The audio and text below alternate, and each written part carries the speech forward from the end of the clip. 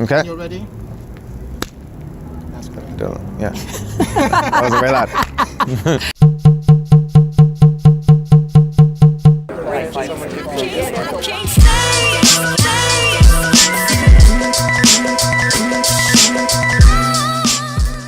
My name is Joel Bergner, and I am an artist. I specialize in mural art and street art. I'm also an educator, and I organize community-based public art projects in a variety of different communities around the world. I really enjoy bringing people together in the collaborative process of creating art, and especially art that's in public spaces. My friend Rocco, he is Moroccan, and he does this really beautiful calligraphy and ornamental designs from North Africa, and so we collaborated on a painting that featured a woman that I painted, the ornamental designs and calligraphy he did.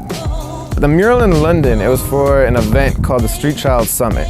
And there's an organization called Street Child United, and they are based in the UK. What they do is they have a network of different organizations that work with street youth and young people that have experienced homelessness all around the world, in over 20 countries. And they have events and conferences, and they get people that work with street youth and the street youth themselves to all come together and work on their common cause of improving the situation of youth and ending youth homelessness around the world. The World Cup in Brazil, they made an event, a parallel event called the Street Child World Cup. Young people from 19 different countries who had experienced homelessness in their lives all came together to play a tournament, and they played football, soccer, and also they were involved in many different arts and performance events as well. I was in charge of the mural aspect of that. I did murals with them. And in London, some of those same kids were there, and they called them the Youth Ambassadors. We created a giant mural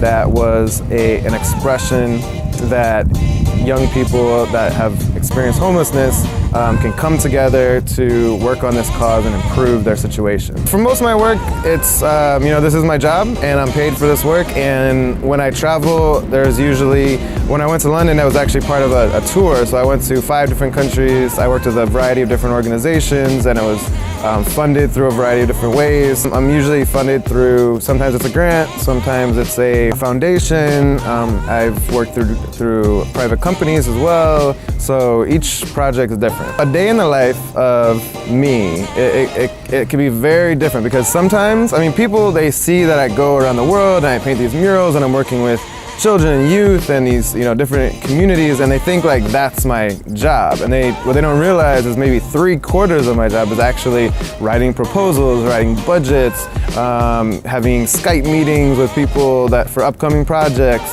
Not all of which happen. I'm also planning for many projects that some will happen and some won't.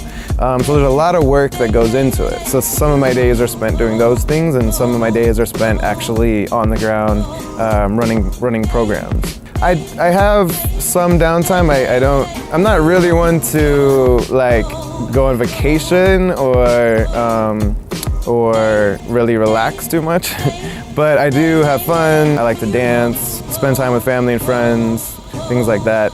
Well, I've always been really interested since I'd say my late teens in, social issues, and I wanted to get involved in some way with those issues. I grew up in a small city called Bloomington Normal in Illinois, and then that's a couple hours from Chicago, and I moved up to Chicago when I was 18, and I went to school there. The inequalities of society were like right in your face. It's like very rich, very poor, the projects and very fancy communities all were very close to each other. And so that got me really thinking about these issues every day, just in my day-to-day life. And so I decided I wanted to work first with people that had mental illnesses, and I worked in a home for people who had schizophrenia for a while.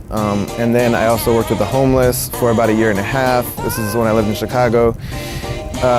And I just really loved that work. I did so many different jobs. I did construction work and I did restaurant work, but what I really gravitated towards and what I really found that I connected with was that kind of work, the more social, community-based work. But when I actually became a professional artist, I wanted to find a way to bring those two passions together. Bring together my passion for community and social-based work with art, and especially public art. About 7 years ago, I had just moved to Washington, D.C. I was working in a center for foster youth. I had done some murals, but I wanted to kind of take it to the next level and do bigger projects and do community projects, and I knew I needed funding for that. I couldn't just keep doing it just on my days off. I needed to do it more full time. So I started writing grants and looking at how you get funding for these types of things, and that kind of led me towards, I actually, first I got rejected, but after a while I started winning grants and being able to do projects, and then I took that step of quitting my day job and becoming a full-time artist and organizer of community projects. What I love about what I do is I get to meet many different people, and I've met so many amazing, interesting people around the world who are doing amazing things with their lives. I really enjoy engaging with social issues that I'm interested in. So, like many people do, I see in the media what's going on with the Syrian war, for example. And through my work, I'm able to actually go there to the Middle East, and I worked several times. I've worked in a refugee camp for Syrians across the border in Jordan called Zatari. I got to actually put a face to all those people that you see in the news who are refugees, and I've made some really great friends there. Worked with adult refugees who became my collaborators on projects, and we went and worked with many different kids in the refugee camp. It was really interesting to bring art to that community. It's not something that they had in the refugee camp. There was no color. It's very beige, and it's in a desert, and people really responded so positively to having art in their community. And we also covered a lot of different issues because many of the kids we were working with did not go to school, or if they did, it was very substandard education. So we brought in many different subjects. It wasn't just art. We taught them about, when I say we, me and the other artists and educators, many of whom were Syrian refugees themselves.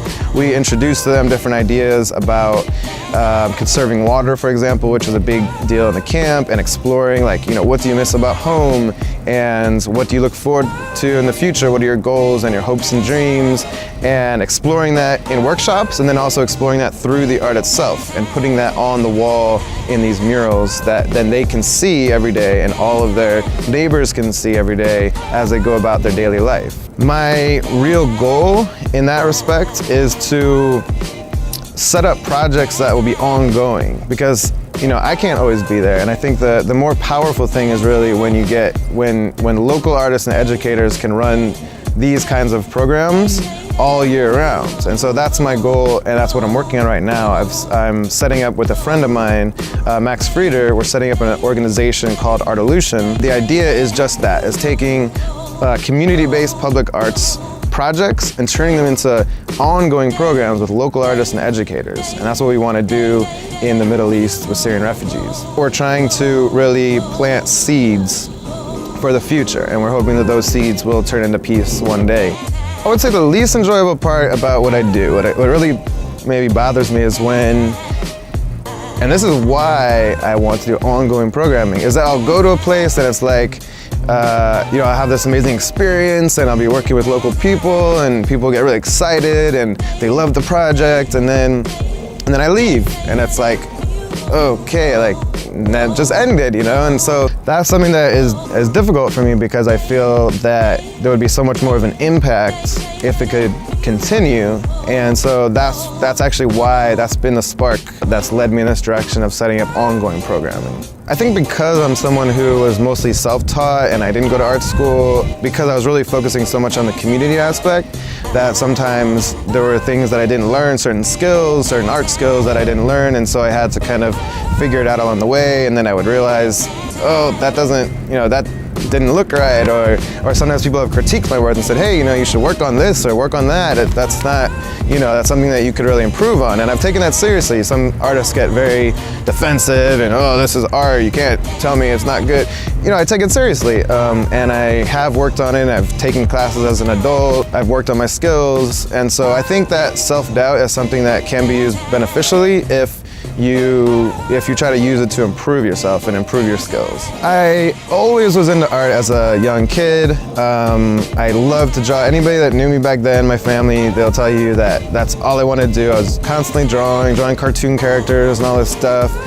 As a teenager, it became something even more important in my life because I had a pretty challenging teenage years. I thought I was, had to rebel against society, and, I was getting in trouble. And then when I was 16, my girlfriend at the time, she ended up getting pregnant. And so I became a father at a very young age. And that was also it ended up becoming, it was one of the best things that ever happened to me. And my son, he's a very important person in my life from then until now, but when she first got pregnant and that whole thing was happening, it was very overwhelming for such a young person. And so art was something I latched on to. I wasn't one to talk about my feelings that much, and so art was something I could use to get those emotions out and express myself. And as I got older, I didn't want it to just be about expressing myself anymore. I lived in a Mexican community in Chicago at the time, and there were so many beautiful murals and street art and graffiti, and that all influenced me to go into the public realm. Right now, what I'm really focused on is setting up the ongoing programs with the amazing artists and educators and organizations that I have had the opportunity to work with in so many different places around the world. I'm working to build a network between them. Some of the projects that I am looking to do involve, once these programs are up and running in different places, connecting them through the arts. I really love expressing myself through art, and I think if I wasn't a painter, I'd probably be a musician or do some other type of art. And of course, obviously, I'm really interested and passionate about social, community-based work, and so I would say between the social realm and the arts, I would be doing something in those no matter what. For my lasting legacy, I really want to have the organization that I'm starting and the work that I'm starting be something that lives way beyond me, and that it doesn't, and someone could be a part of it and have it really affect their lives without even knowing who Joel Bergner was. It's that's not the main point. The main point is that they have the opportunity to do this work as well, and that communities can achieve what they want to achieve through this kind of work. One project that was one of my favorites that I've ever done was in Kenya, in one of Africa's largest slum communities, which is called KIBERA. It's in Nairobi. And in 2013, people were very nervous and scared because the presidential election was coming up, and the last time that they had an election, there were huge riots that broke out. Many people were killed. There was a lot of inter-ethnic tensions and violence. KIBERA was one of the most hard-hit communities by that violence. So what I did is I collaborated with an organization there that's a youth organization called KIBERA HAMLETS, and we worked with youth in the community to explore this issue. What are the roots of this violence? Why is this happening? We created 7 murals all around the community that encouraged people there, residents, not to fight each other during the elections, not to follow corrupt politicians who advocate violence, to create a harmony between different ethnic groups, because a lot of the violence was ethnic based. And so we created these murals with the kids, that the kids came up with the ideas for the murals and painted them with me. We also joined forces with local graffiti artists.